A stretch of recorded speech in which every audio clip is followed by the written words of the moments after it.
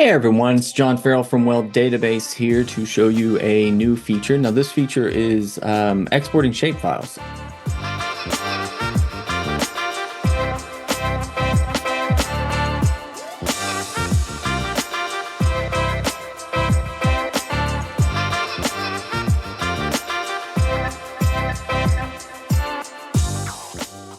This is kind of beyond our standard exporting shapefiles of wells. This actually dives a little bit deeper into like GIS capabilities. So I could do a really poor job trying to explain it, or I can just show you. So let's go look. First thing, I'm going to open up my tools and I'm going to add a shapefile layer.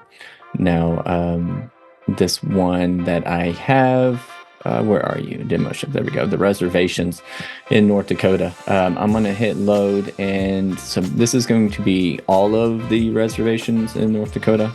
So we'll see that you've got multiple all around, that kind of thing. So I can click on these, and since I made them interactive, which by the way, that checkbox means that you can click on them and see these details. I can see the information here. I can create an AOI, which is something we've done before, but I can export this shape. Now, keep in mind the original shapefile had multiple shapes for reservations all over the place. And so at the end of the day, if this is the only reservation I'm interested in, then the other stuff is kind of noisy for me. So I can come here, click export shape. I can name this the Fort Berthold reservation, and then I'm going to do a shapefile. You can do a GeoJSON if that's what you prefer. I'm going to hit export, and there we go. So I'm going to close this now. And again, I had this file that had multiple shapes all around. I'm going to come into my tools, and I'm going to remove this file, and I'm going to add back the one I just made. So I'm going to shapefile layer, I'm going to this should be in my downloads. Here we are. And there we go. We are down to just that reservation without all the others. And of course, this is interactive again. So now I can click on it. I can make a AOI from it. You can see that it retained all of the information from the original shapefile. So it's an awesome way to be able to break apart shapefiles. But that's not all we can do with this now. I feel like kind of like Billy Mays, right? But that's not all. There's more. Anyway, I'm going to go and kill this one. Now I'm going to go add one of our standard layers in from the WDB overlays. So I'm going to go into my formations, and I'm going to choose the Bakken isopatch map. So now we can see, because again, actually, let's open this up. This is one of those times that the interactive box, if it's not checked, you can't do this. So you must check the interactive box and then hit load. Now from here, I can pick one of these thicknesses here.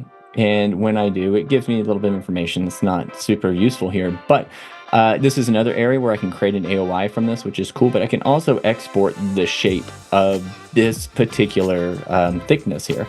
So if I hit export and, Bakken thickness, I didn't even pay attention to what it was. I'm going to do that as a shapefile. It's going to now allow me to come in, and I will load this in. And so now that I have this file, I can drop it in, and it's a new layer that's kind of sitting beside all of the existing ones. And so that's pretty cool that now I can take out parts of these built-in overlays in WellDatabase. I can export those out and I can utilize them.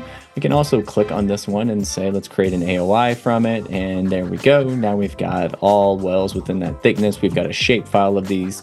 And then, I can still do my shapefile exports from my wells. And then furthermore, I can come into any of these and I can hit on my shapefile layers, I can do that export layer directly from my layer menu as well.